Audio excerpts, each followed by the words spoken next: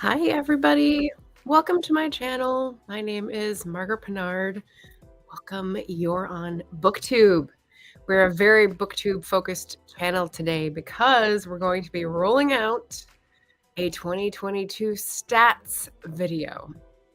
Yes, y'all twisted my arm enough that I got some graphs and some charts together to share with you.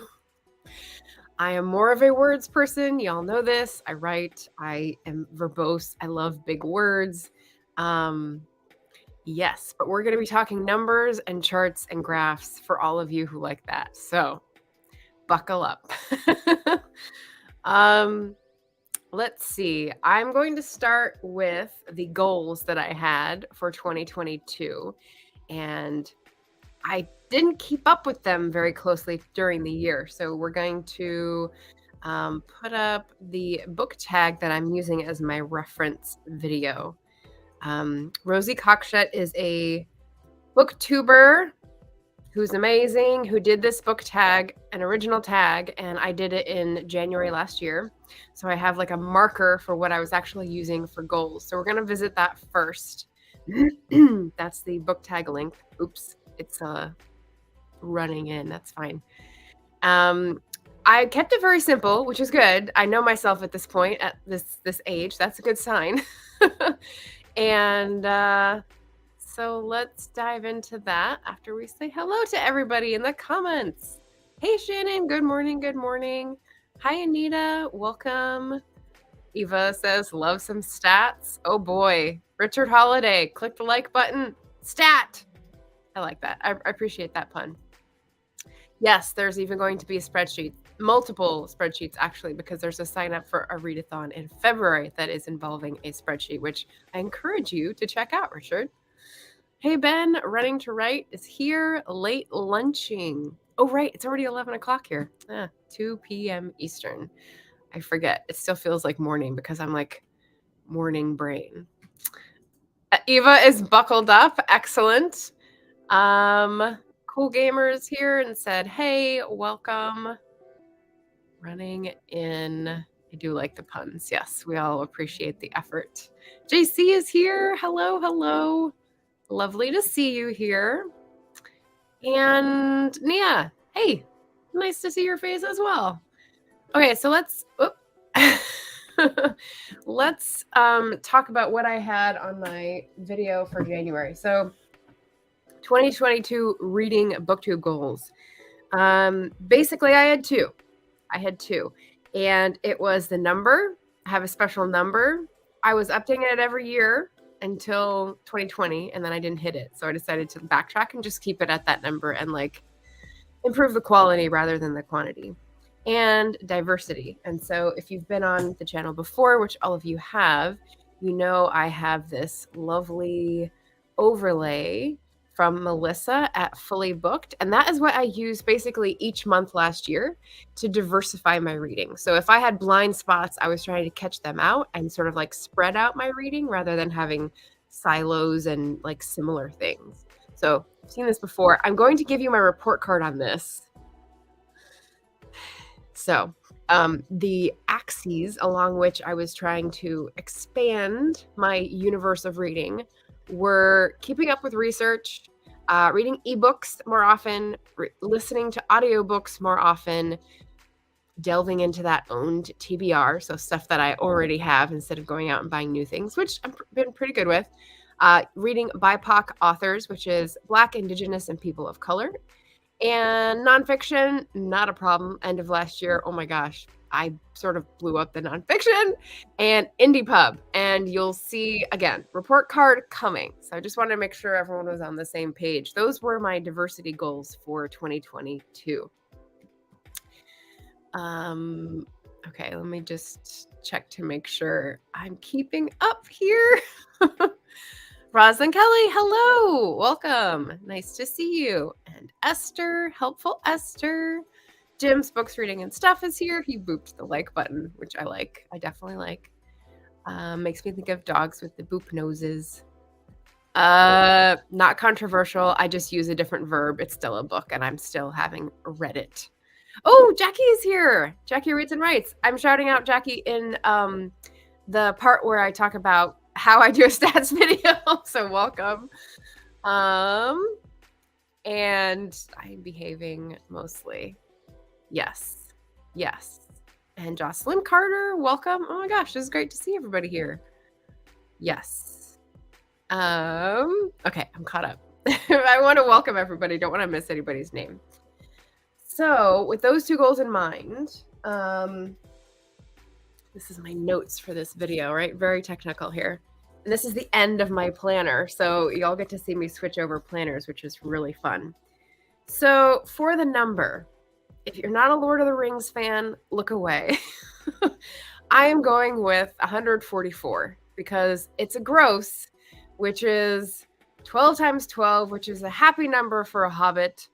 But they wouldn't refer to people as such because it's not quite proper. And it's also the number that is added up to when you combine Bilbo's age, 111, and Frodo's age, 33, at the time of Bilbo's farewell party. So I figured I'd just stick with that number. It's a good one and it gives me good feels. So there we go. Bilbo's birthday party, and now Lord of the Rings non-fans, you can return. And the diversity tracker. How did I do? So out of 12 months, I had 6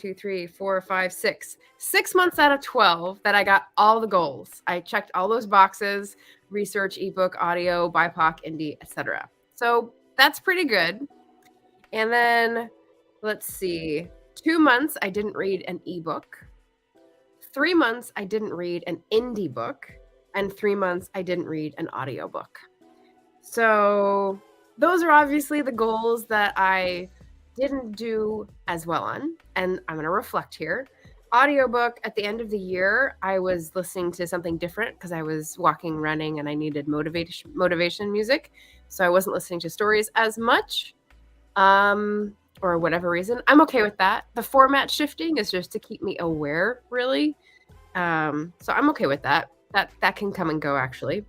The ebook one, 2 months I didn't read ebooks. I do have ebooks, and I actually, to make myself aware of the ones that were sitting like a treasure chest, waiting and not being seen because they're not physical, I wrote them all out, what I had on Kindle and on Kobo, and I started checking them off as I went through at various parts of last year, which was helpful. The ebook goal is really a proxy for IndiePub, but I guess if I separate them, I don't really care about having read ebooks either. Mainly my gripe with ebooks is that it's looking at a screen. I do have an e-reader that I can read either format, Kobo or Kindle on, which would be good when I travel, but I often just bring physical books when I travel. But so this is like a middle of the road, right? And then the last one, 3 months without reading an indie book, I should really get a slap on the wrist for, because as an indie author, there's plenty of friends, there's plenty of books on my list. So I hope to do better on this one. So, I give myself like a, 79% B- for the year. And yeah, so always room for improvement. I'm going to keep the same goals. And for anyone who, has that anxiety about meeting goals and doesn't want to put them down, here's me modeling having goals to shoot for and then not being too upset when I don't hit them, because I reflect and think, well, I did read some audiobooks and I did read all these other goals. So I'm pretty happy with it. I have left the straight A student behind. That is no longer an insecurity that I care about.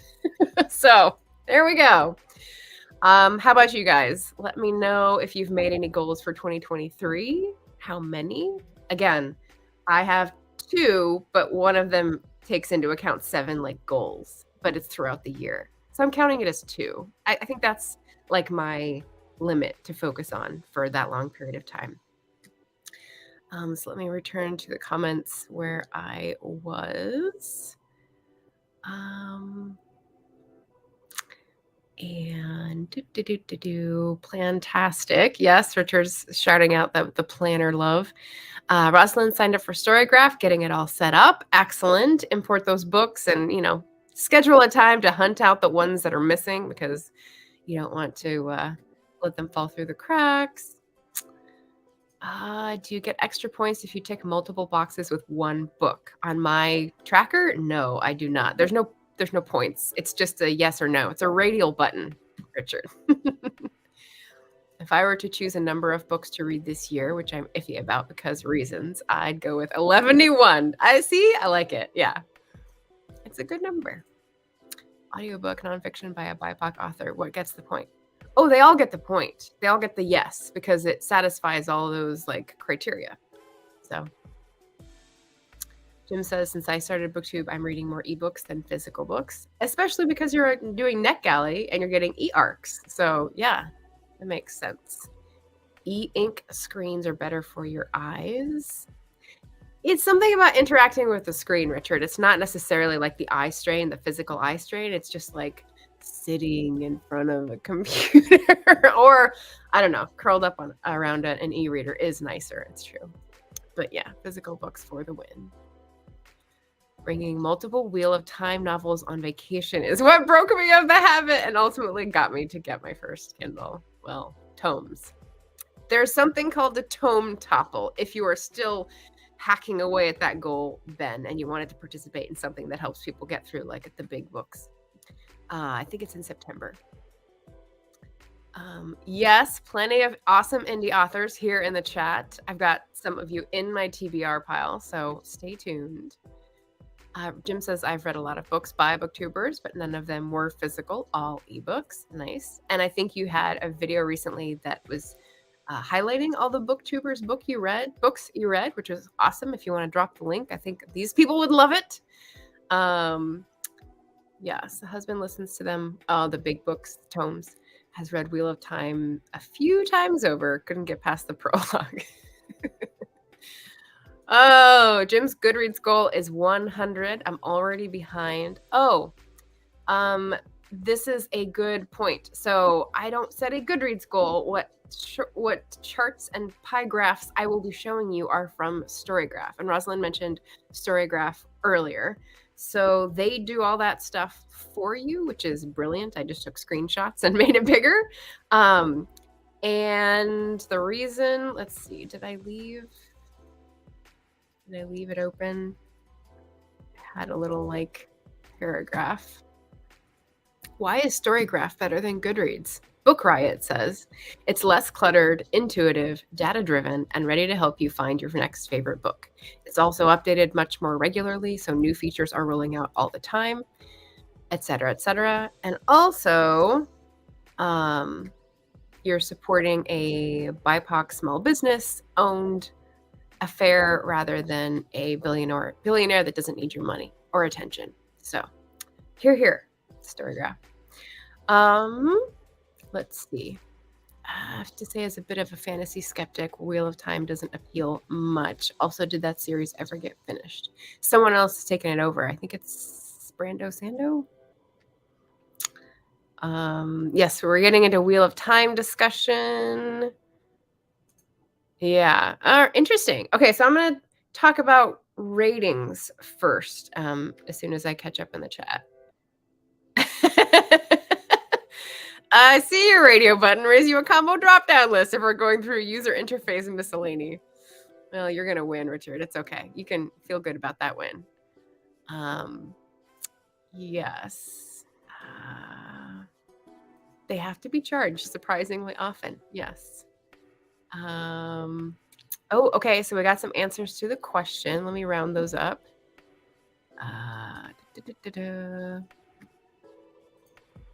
And let me start on the ratings commentary. Okay, we're talking about Wheel of Time and Brando Sando and the questions. Let me make sure I star these so that I can. Oh, there we go. Jim's video about Booktuber books, in case anyone's interested. It's very good.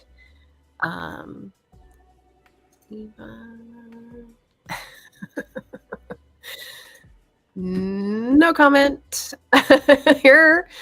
Yes. Okay. So Ben is confirming the last 3 were written by Brando Sando as Robert Jordan passed away. Yeah. Oh, okay. Bye. See you later. Richard's switching to mobile as he's cooking. And I love it. I love it. Y'all are participating. This is great.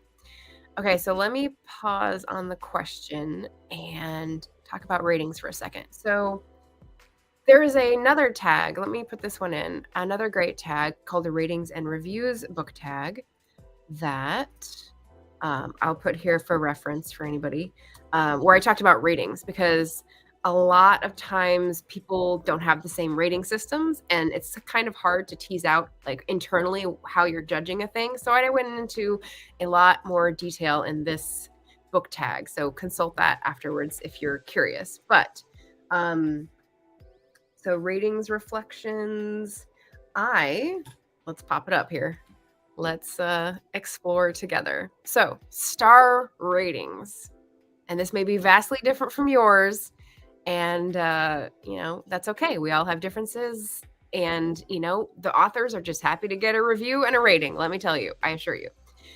So this is my 2022. My average rating was 3.96 stars, which is pretty good.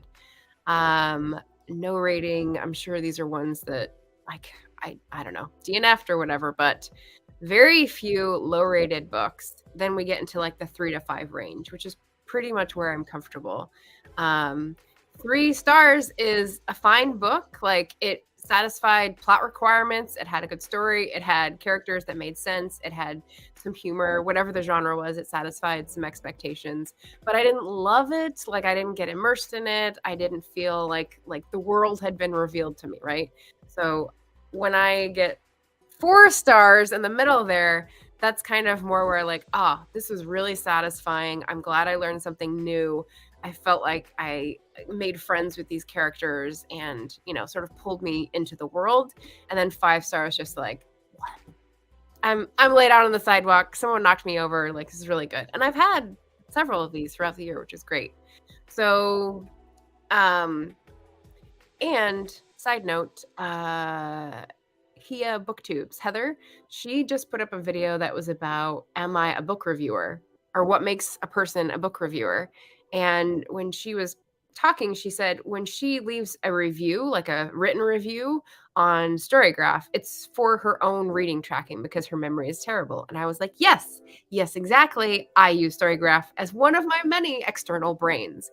So the reviews that I leave that are like explaining what I liked or, could have used some more work, in my opinion, those are for me to remember the experience of reading the book. It is not something that is meant to be in the New York Times. Like, I'm not a book reviewer. So that's sort of an angle or a persona that some booktubers adopt, but that is not mine. So these are my ratings. That's my sort of system. 3 to 5 is a good book.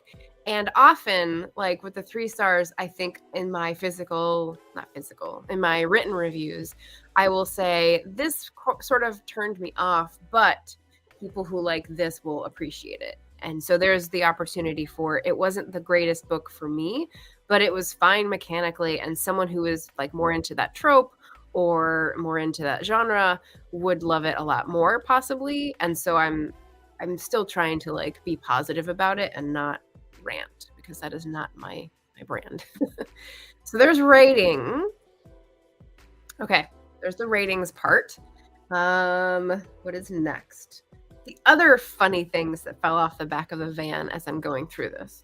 So the next one is rereads. Let me pop this over here. Storygraphs tells you how many rereads you've done. And I did, when I guess, out of 146 or whatever I read last year. I'll put that up. Let's see the comments catch up here. Jim's ratings on Goodreads are mostly 4, a few 3 for disappointing, and 5 for exceptional. Yeah. Nothing lower. I just DNF.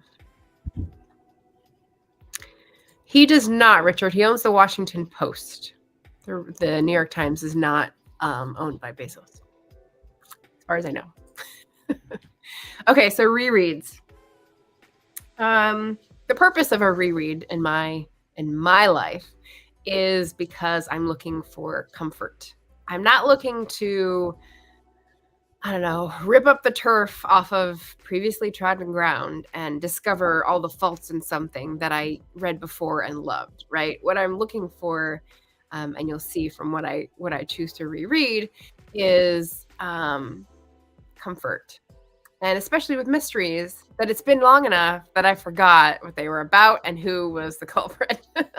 Again, like memory just shot to shit. So it's all about like it's fun again, right? Because you come back and you don't know what the answer to the mystery is. So let's see. I had an illustrated book. I had a lot of mysteries, and historical mysteries. So that's this one. They have a what is your most read author of the year? And so that's because I was rereading the series by Laurie R. King, which is the Russell Holmes series. Sherlock Holmes gets married to Mary Russell, and they have like dashing adventures around the globe. One of the big things about the series is that they're in constantly different locations, which is really fabulous. Stephanie Barron is the writer of a Jane Austen mystery series, and Jane Austen is the detective, and you get to see more of her life, and it really sounds like Jane Austen when she's writing through these. So she's really got the knack of the wit and the sort of hesitation and like cultural mores and everything, and it's great.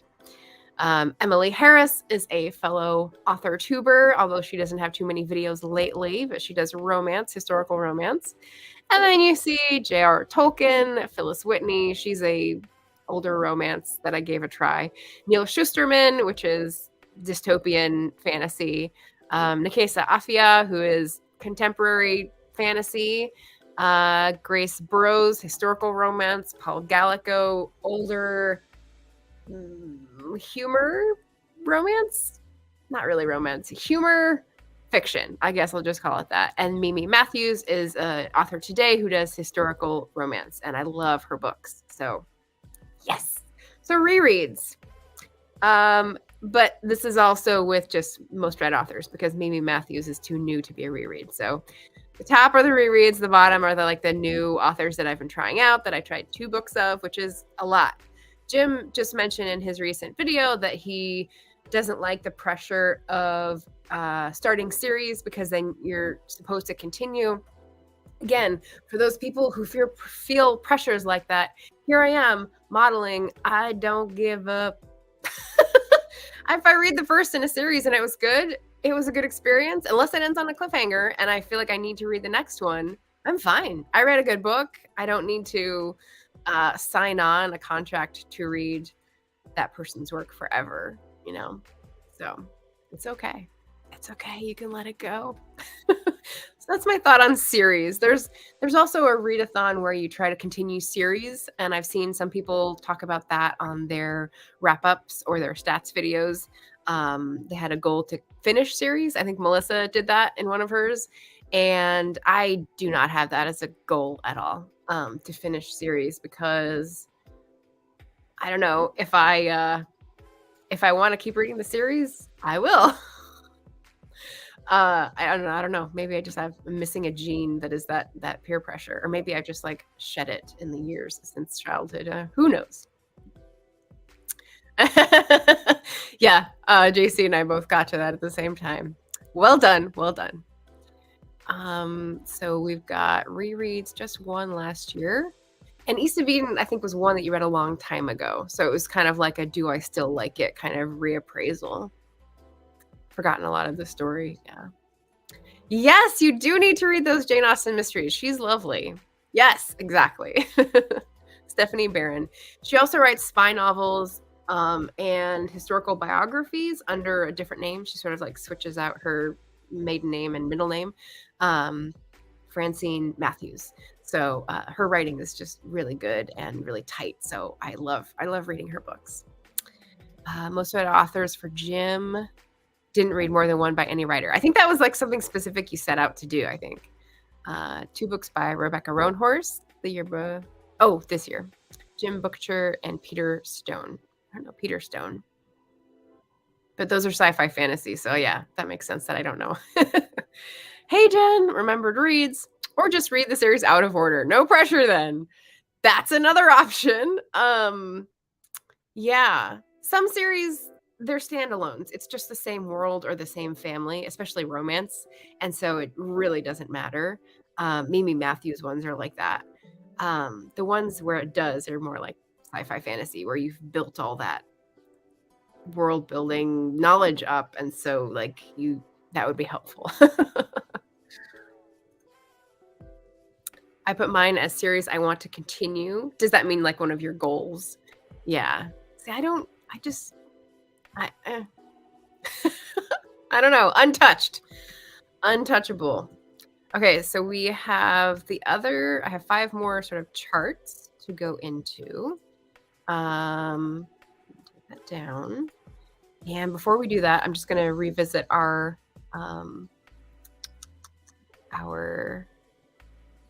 question of the day, because some people had some great answers. So Shannon said, made 3 goals each for writing, authoring, and YouTubing. Well done. I don't have YouTubing goals laid out yet. I do have authoring goals laid out for like the first half of the year. But yeah, reading is easy. in my Rosie's video book tag from last year, I talked about the book reading goal kind of being like an easy thing to do to make me feel good about my accomplishments when there's not much else going on. But I think that's shifted. I think that sort of pandemic 2-year phase has shifted into I got something published, I'm working on another book, like I have a shiny new idea possible. So like I think we're back in the swing. So I'm excited. Shannon says reading books was not a goal in there anywhere, but I did plan 5 hours a week for marketing, which reading in my genre is market research. Okay, so it's like a subheading. I like it. And you, I think, read mostly indie books because that is like the purpose of your market research reading. So that'll be good. I look forward to hearing recommendations from the group. Yes. Esther, I have 3 goals: writing, personal, and community business. Esther had a video too. Esther, are you wrenched in the channel? Can you put your recent video up? Because that would be really good. I liked it. I'm going back to visit and make sure people have wrenches to post links. Esther does. Okay, good. Sweet. My video about booktuber books. Oh, and then Eva, I made goals for January, 4 of them. 2 are done, 2 to go. Yay! Awesome. Are they secret goals? Sweet. Well done. Well done. Okay, so let's put that to bed and proceed. Jenna has a good point. Missing the world building just turns the science fiction fantasy into a mystery. There you go. Yes. If you're asking me, continue with the Poppy War series. Yes. I think when I bought it, the next book was there, and I thought I should get that. But I was trying to, reel in my book haul tendencies. So I don't think I did, but it might still be there. I'm still working on the first book. I read some last night. I'm taking like a little bit at a time. So it's very good. Now I'm like in trepidation, that's the phrase, about chapter 21 or whatever that you were talking about. Cause I'm like, this is already intense. So I'm a little afraid. Jim has made me afraid of the rest of the book. Esther, I'm reading for 30 minutes in the morning. It's worked for me. Also wakes me up. Interesting. Can't read at night. And Shannon is the complete opposite. I read at night to help me go to sleep. Yep. Oh, the goals video. When I say recent, I mean in the last month. Yeah, not the most recent. Amy's here. Amy Rosenfeld. Welcome, welcome. Shannon says, added benefit for me to read at night is that I will dream what I've read and my imagination will add more to the story. So I get so many ideas. That's really cool. Esther says, fiction wakes me up. My brain won't shut up. There we go. Solutions. It's funny. We definitely all work differently. So we have to work with what our body does, right? Okay. So the next like piece I have here is the rest of the graphs that I liked on Storygraph and picked out for you guys. So the next one on that is the Great Divide, which is on my diversity tracker of fiction and nonfiction. So as I said, the last 3 months, I just like blowing through the nonfiction, not just nonfiction November, but like, I don't know, everything was fascinating to me and I couldn't get enough.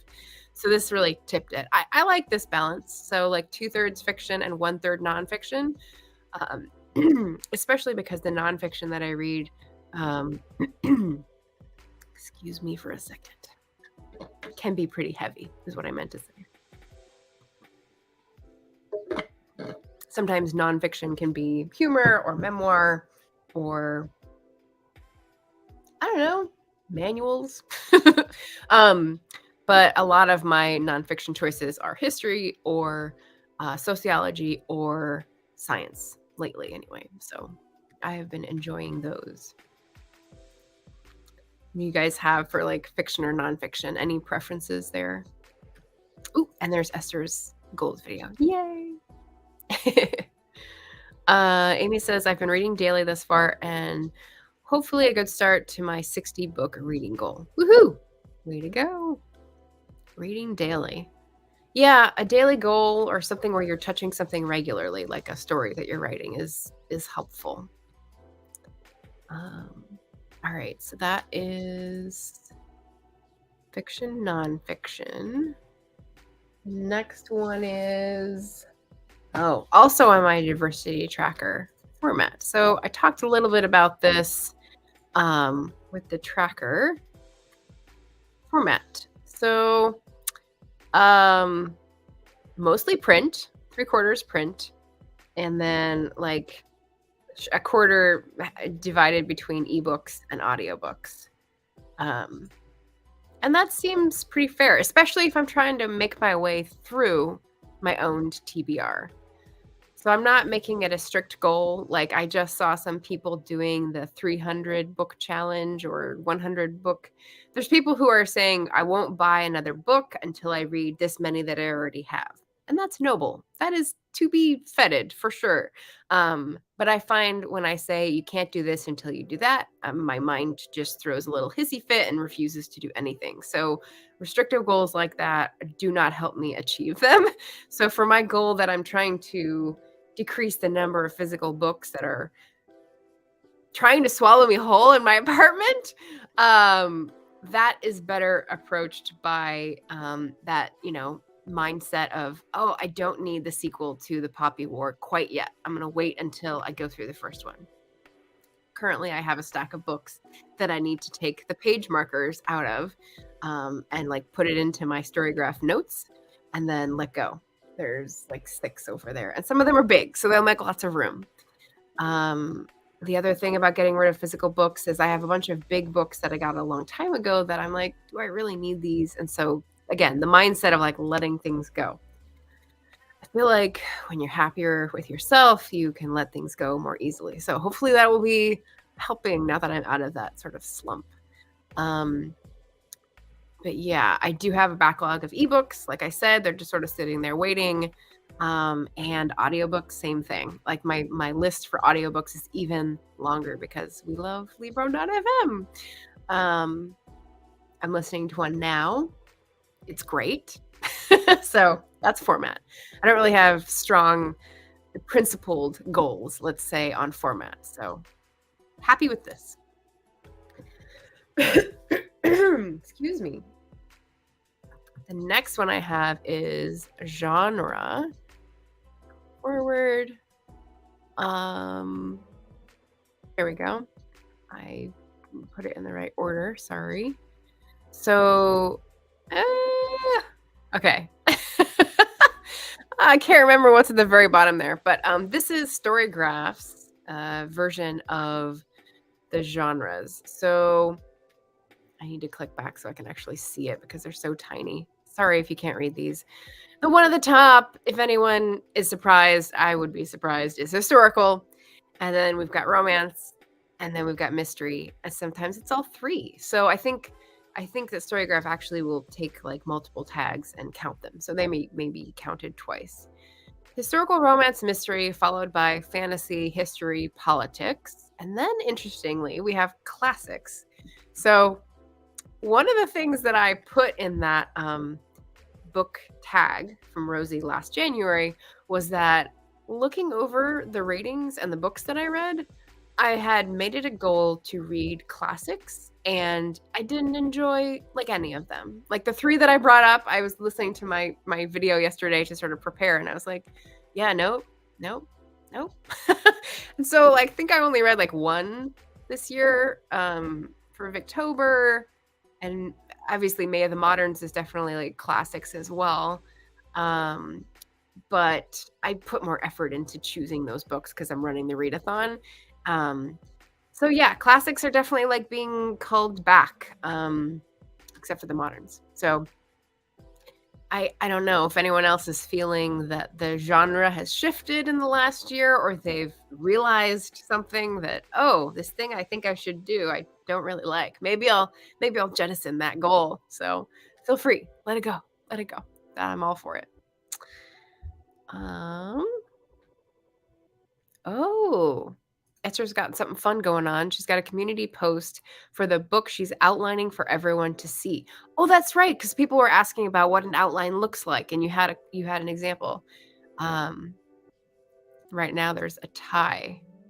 Oh, between multiple books. Oh, fun. Okay, great job. That's a link for everybody.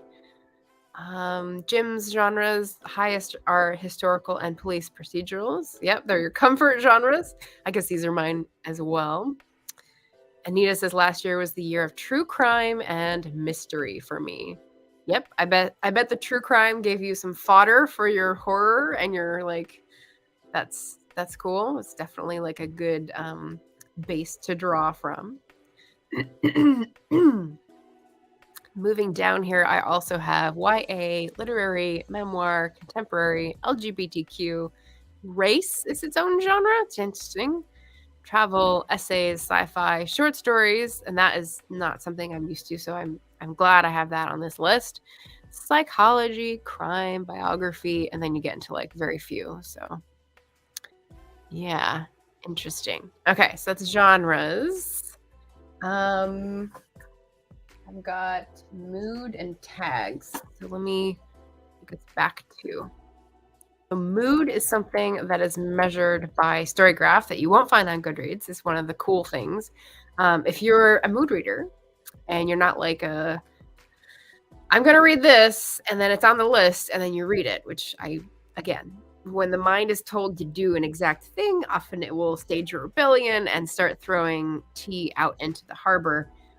Metaphorically speaking, we don't want to waste tea here. But it will sort of refuse to want to read the book. And if you don't want to read a book, it'll just sit there because there's lots of other things to do, right? So this is for mood readers. This is for people who are like, I could read this, I could read that. What do I feel like right now? And so you can search books in your collection, in the database itself, that they'll recommend to you based on the mood. So the first, surprising no one, the highest moods here is reflective, emotional, informative, that's my nonfiction, adventurous, mysterious, and challenging. So again, these are not ones that I have necessarily labeled these moods, but it's like the community has collectively voted them high on these moods, and so that's what they use as their gauge. So reflective, I guess, would be all the nonfiction as well, or the memoirs. Emotional would be definitely historical. I think that's like pairs well for me because immersing yourself in previous conflicts or struggles or Ooh, there's one I'm reading right now that I haven't even put on my currently reading on Storygraph, which is The Last Ballad by Wiley Cash. It's really intensely uh, landing you into a labor dispute in North Carolina about a mill, and this woman character is great. So yes, I started that, and it's like a secret read because no one knows about it yet. I should add that. So definitely emotional. Will probably go in with the romance and the historical. Informative, nonfiction, adventurous, probably my mystery reads, as well as mysterious, and then challenging could be a lot of them, right? So that's fiction or nonfiction.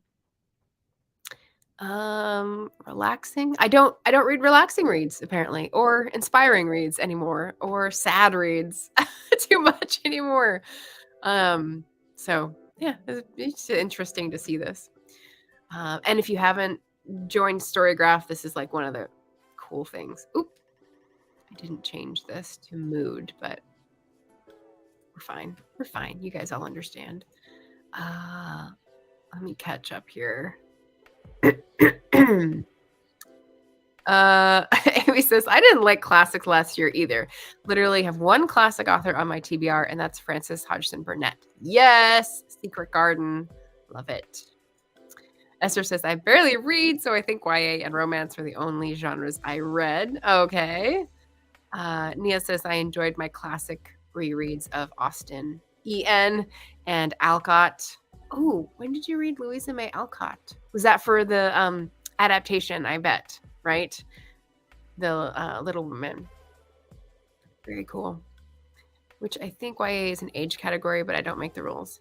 Yeah, I think they sort of bow to pressure that so many people think it's a genre or think of it as a genre.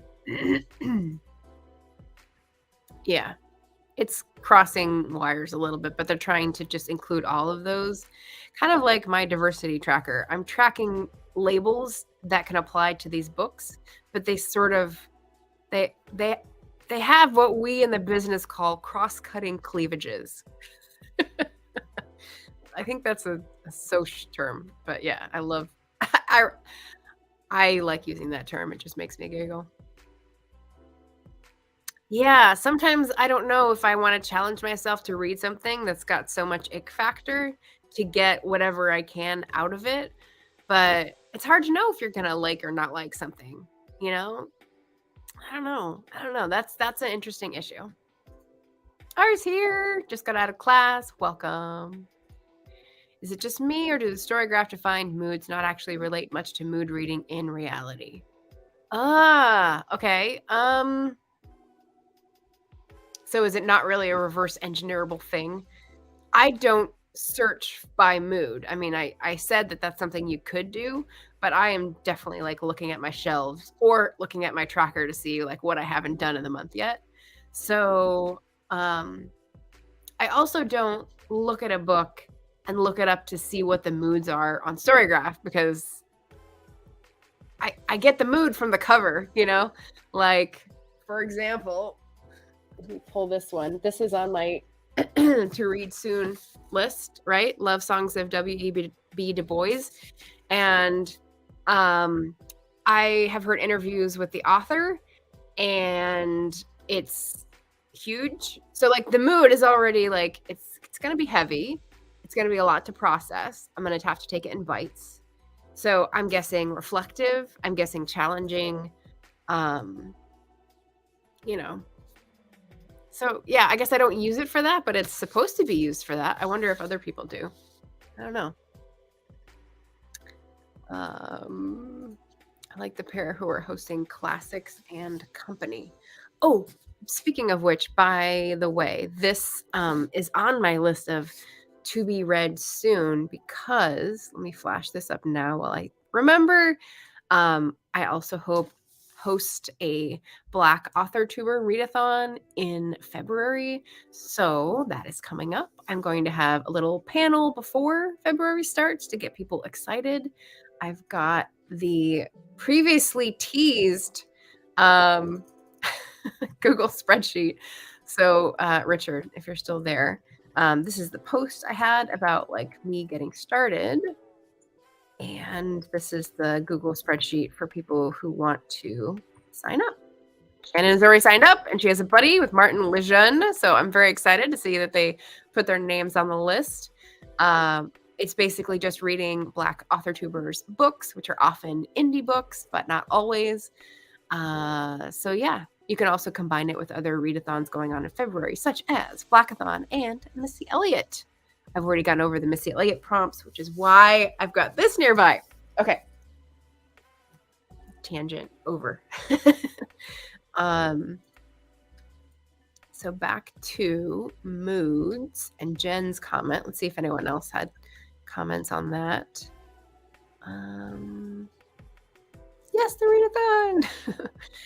readathon. Okay, no. So I don't know. Maybe this is for mythical Storygraph users, Jen, and like we just haven't found them yet. I don't know. Jim's telling us about a readathon called Classics and Company. And he's reading Dangerous Liaison, which is way out of my comfort zone, being pre-1800 French classic. I mean, the next challenge would be to read it in French, right? I could do that. That'd be fun. Someone recently was saying that was their idea of a perfect book, and I can't remember which booktuber that was. I can't remember, but yeah. Haven't read it. Would be a good translation / classic, so yeah. Okay, I think we have one more on here, which is tags. So, stop scrolling. Okay. So the other cool thing that I love about Storygraph is that you can apply tags that are whatever. So like the labels that they use for genre, which are sort of all a mishmash, I do the same thing with tags with my books in Storygraph. So you'll see the top one was Libro, which is the format, right? So I will tag the book because it's not always reliable that they will have an audio version that is the one that I clicked on, so you have to take the how many did I read stat at the end of the year with a grain of salt, because sometimes it's too fiddly of a job for me to go through and like change the format and say owned and this is the one I read and transfer the review, and like it's kind of silly. So I just go, generally they're right, but I do tag it with Libro if I got the book from libro.fm. We've got Backstory as the second biggest tag because that is my local used bookstore owned by Amanda, who's amazing and has a wealth of fiction and mystery and sociology and race, and like highlights Black authors' books as well. So I do love going to Backstory, and I have a lot of credit there. So go to local bookstore. Buddy reads, interesting. I didn't do a lot of buddy reads in 2022. I think I only did buddy reads for February and May for the readathons, but I did tag those because that was important to note. BN means I got it at the Barnes & Noble hardcover book sale. So the one from this year was sad, so I guess I'm not going to have that tag for much longer. March of the Moderns is the tag that I continue to use for May of the Moderns. So books there. Bat Readathon, so that's Black author tuber. Research books. Words of Clover. So if you guys know Aoife at Words of Clover, she has a great channel and she runs the Irish Readathon. So those are books that she was the source of the recommendation. And this is why I like this one so much. It's because this feature of Storygraph, because I forgot to do this. Because I actually track who recommends a book to me. Like if I found it through a certain channel, I put that tag on. This is why I have like over 100 tags, because I get recommendations from so many places. And that way, when I do finally get around to reading it, I can go back and tell the person what I thought, if it's good, especially, or when I recommend it, if I really like it, then I can say thanks to this person who recommended it, a year ago.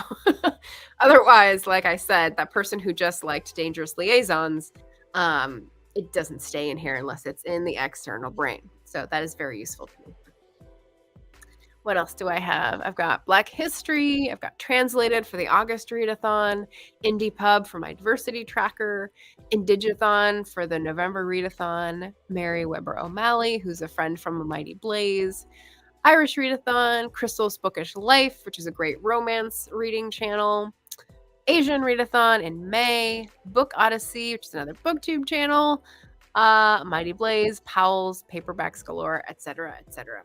So I don't know if I've ever heard anyone else who does this. I think someone said they might do it after I recommended it, after I sort of like profiled this. So I think it's really useful, and I feel better about giving credit when I have a recommendation to hand on. So this makes me feel good about that sort of passing on the torch of the book recommendation.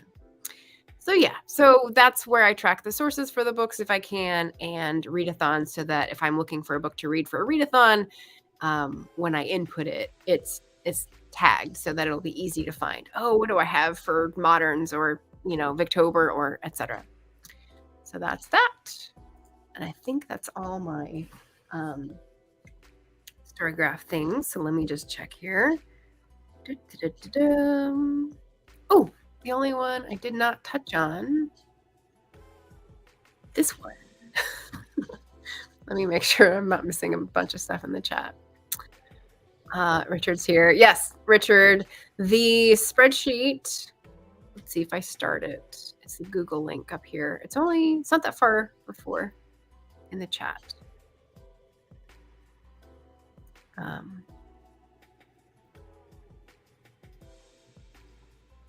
At least I thought it wasn't. Oh, there we go.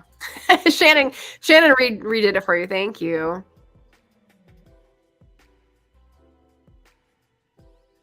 Oh, yes, I haven't done this.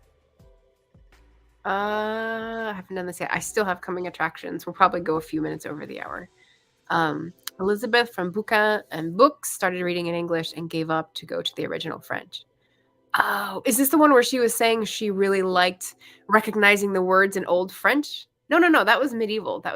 But yeah, that may have been the channel that said that she really liked it. Although I think it was someone else. I think it was not a French speaker. Anyway, so let's see. Richard's got his spreadsheet. Perfect. Okay, good. Shannon mentioned the AWC. Let me pop that one up as well before I forget. Another one of our coming up things. The applications are closing January 31st. So if you are an author who wants to be part of the conference and be in on the fun, you've got 2 weeks to get in those speaker or guest speaker applications at authortubewritingconference.com. So link up with your buddies, get your ideas down, tell us what you want to do. Shannon and I are going to be excited to go through those and have a all-star cast once again this year in June. So get yours in. Okay. So I've got the charts and graphs. I've got my 2 announcements out. I have 1 more to go. The last, this one I didn't cover. DNFs. Okay. So I also looked at DNFs. I think there were 5 in the year. It's not a lot, but I think it's because I don't record all of them. And it's not purposeful. It's just that it doesn't register as like an attempt. It's like this book is not for me. And I just sort of like, let it go. Let it go on in the ecosystem of books. But when I label something as a DNF, it doesn't get counted as a read book. Excuse me again.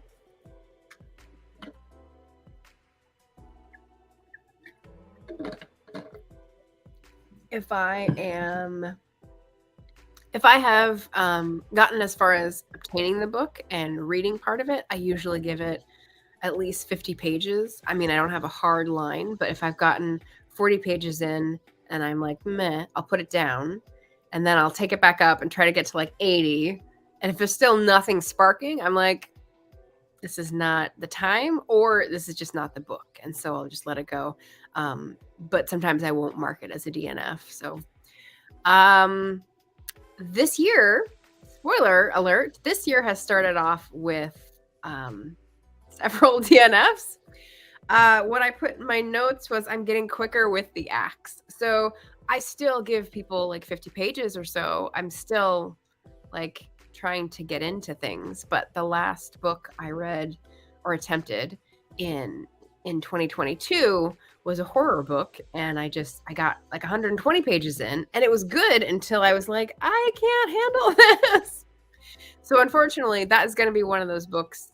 Well, it was one of those books that I did review, but I explained why it was a DNF because there's plenty of other people that will like it. And in fact, I've already given it to a friend who was very excited to read it. So, but yeah, it's sort of a sensitive issue. Like if you're DNFing indie books by people that you know, that's because you're trying to be discreet and that like this wasn't for you, or you're not into the genre and you try, like, and don't make a big deal about it because it could be great for someone else.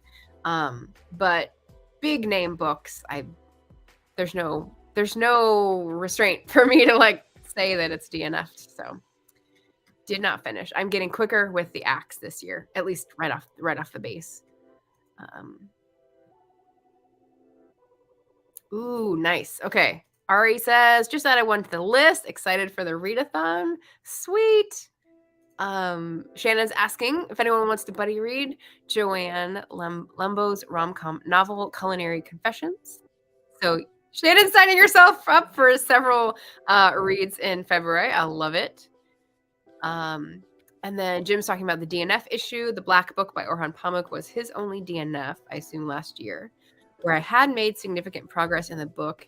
It didn't work for me, but I usually like this author. Yeah.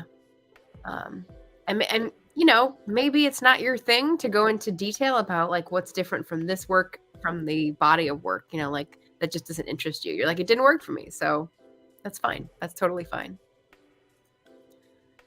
Nope, it's not a DNF. It was a big name one that I reviewed and talked about. Jen says, tracking DNFs is one of my plans for this year, although that's a good point about not publicly tracking DNFs from friends. Yeah.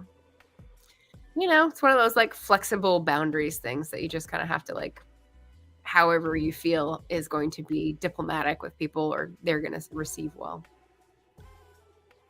Just February.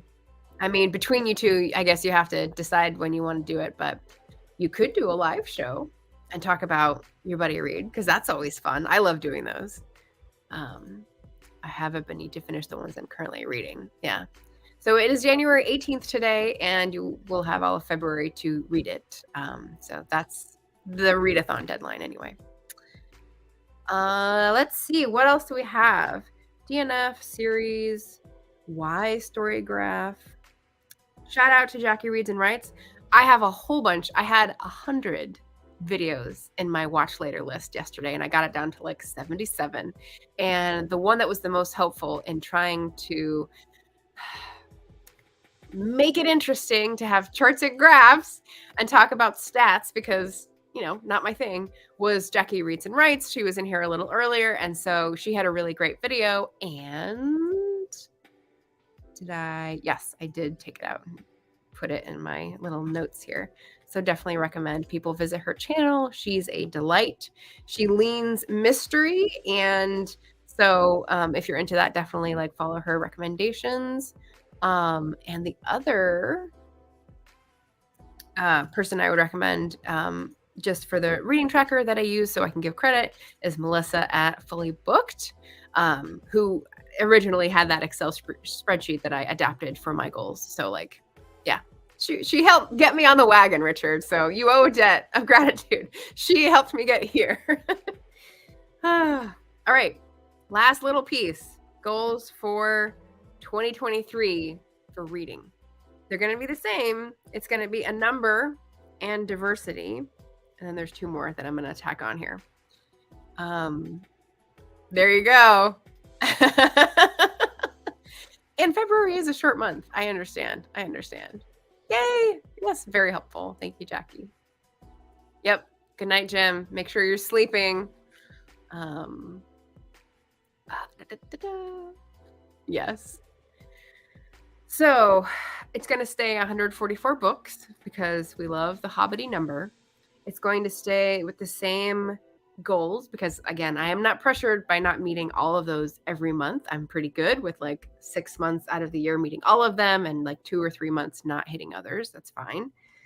And then here's the interesting thing that is not just reading. one of my life goals, my business goals, I should say, is to use weighted priorities rather than consistency as a marker. So what I mean by that is if you have ever heard the quote, and I just blanked on it. I had it for like the whole week.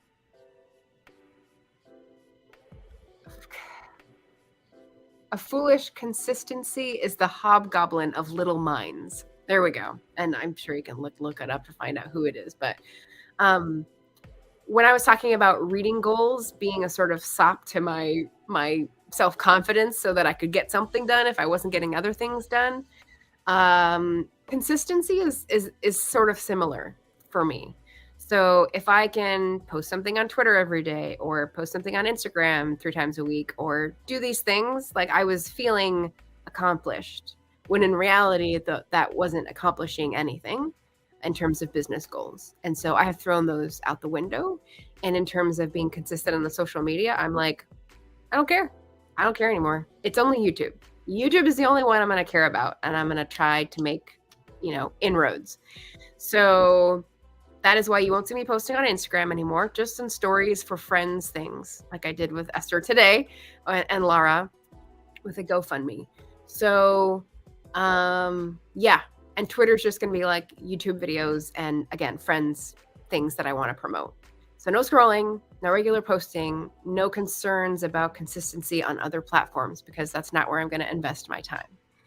Weighted priorities means that I'm going to try something really hard. Right? Like if I want to go with something, really go with it and don't worry about the fact that some things are going to be on the back burner in the meantime. And I'm really trying to ease myself into being okay with that. So in reading, that means that the format drift is fine. I'm okay with it. If I didn't read audiobooks for 3 months, whatever. It's whatever, right? I don't care. But I do want to focus on the indie books as a goal because that's about values. So I'm sort of contradicting myself here. I don't know if you caught that, but maybe I'll go do a readathon of indie books. Maybe I'll do like a group or a themed vlog. Woo! Wow, that would be exciting if I did a vlog about indie books. My one vlog per year, like I've got a limit because they seem hard to me. So that's like the shift in terms of prioritizing and consistency and me on other platforms, in case you hadn't noticed. And then the last goal for 2023, buying or not. So the whole book haul controversy. I do have my pages full of, these are the ebooks, these are the audiobooks on Kobo, etc. Backlog. I do have, the 1,000+ books that I have in the apartment. And like I said, I'm not going to set a strict goal, but I do want to get the books in the apartment below 1,000, in case of earthquakes. It's a safety issue. So that's the last 2 that I'm sort of editing, and hoping, adding and hoping will increase the quality here. Let's see. I'm catching up here. Okay. And Melissa says, in all transparency, I stole the basic idea for that spreadsheet from Katie at Books and Things, which, there we go. That's true. She has... It looked more like a logic puzzle to me, whereas yours is on Excel, looks different. But yes, I liked hers as well. I just went with yours. So I liked your adaptation. Complete the read, discuss it live on YouTube by the end of February. Clarify maybe. I mean, I'm fine with the live show going into March if a scheduling issue comes up. I think the important part is to post about it at some time during February so that you get a mass of people going, Black Author Tubers. That'll be fun. Yay! New subscriber. Ari says, February is indeed a short month. I'm sticking to poetry for that reason. Too scared to commit to a novel in that time frame. Good point. There's definitely tons of poetry. I love Will's. I love JC's, like, options for sure. I feel some binge watching coming on. Yes, it's a great mystery videos. Sweet. We got some buddy reads. Excellent. Back to work. See you later. I think I'm just going to catch up with the chat and then make sure I didn't miss anything. I've got one more little announcement for upcoming. I said I had one slot for a vlog per year, and I may have missed last year. So I may do, because like I said, weighted priorities, like going full bore into something, or whole hog, or whatever metaphor you want to use. That's going to be my MO this year. So I think that would lend itself to a vlog, right? I mean, yeah. Melissa's great at vlogs. Maybe you guys need to give me pointers, because I don't know why it just feels so, I'm just so resistant to it. Like it's going to be hard. Yeah. So give me pointers. I've watched your guys's. Oh my goodness. Nick has a new channel name. Look at this. Earthly Pages. Welcome. So I owe you 2 vlogs. Yeah. Yeah, I know. Vlogrit. We'll see. We'll see, everybody. Maybe March is a good time for that. Yes. So the last announcement here we have coming up, Black AuthorTuber Readathon, which people were chatting about. Love to see it. We have AuthorTube Writing Conference applications closing in 2 weeks. So just putting that on people's radars. And then finally, the next thing up for me is the project that I'm working on since winter solstice, morning pages. So tomorrow I'll have a pop-up. I'm doing it once a week where my morning pages are shared with you guys. So if anyone is trying to keep up or start this habit, morning pages, I'm doing like the first half hour is just silent communing. And then the second half hour is reckless raconteuring, where we can chat and stuff about what we wrote about or goals for the day or whatever you like. So that is all for me. Thank you for staying a few minutes over the hour. It is time for me to grab lunch. People will be dropping off to go to bed, depending on what time zone you're in. But thank you for joining. I hope this was interesting. I hope you consider Storygraph. If you have any questions about ratings, DNFs, like sort of values, things that I said that seem questionable, question away, leave me a comment. I definitely respond to all of them and love seeing people comment on the videos. So I appreciate the attention. Let's see. I appreciate the vote of confidence, JC. Oh no. That's not positive reinforcement, is it? Yes. Yay, morning pages tomorrow, 7 a.m. Pacific. So, 10 or 11 for you. But that is it for us today. And thank you all again. Loved seeing your shiny faces this middle of the week. And I'll talk to you again soon. Bye, everybody.